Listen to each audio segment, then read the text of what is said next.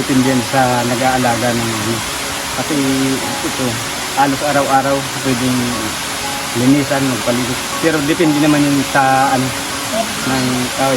Tulad ngayon na daglagan yung mga daon. Hindi basta-basta kami makalinis ng ano. Kasi gawa ng gano'n yung mga daon ng tao. Sa amin po yung ano, yung bago sila pumapasok, sinasabi namin yung customer na yung basura nila iligpit sa tamang.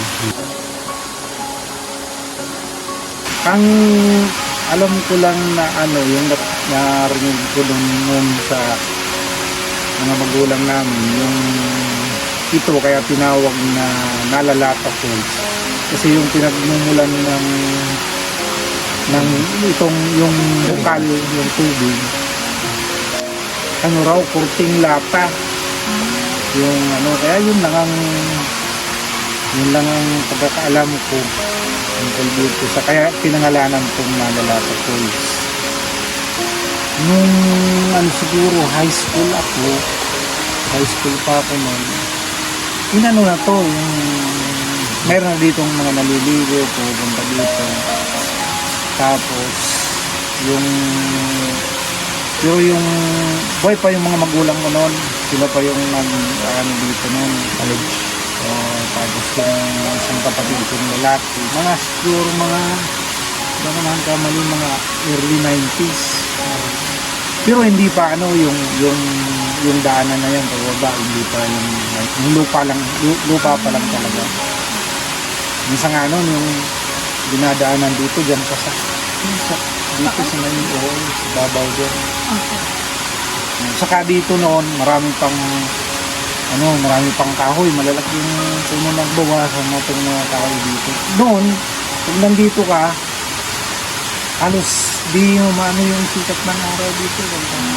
Kasi noon, malakas yung tubig dito, yung umano dyan. Kaya, pag ano nga yan, minsan may makikita ka dyan na yung rainbow.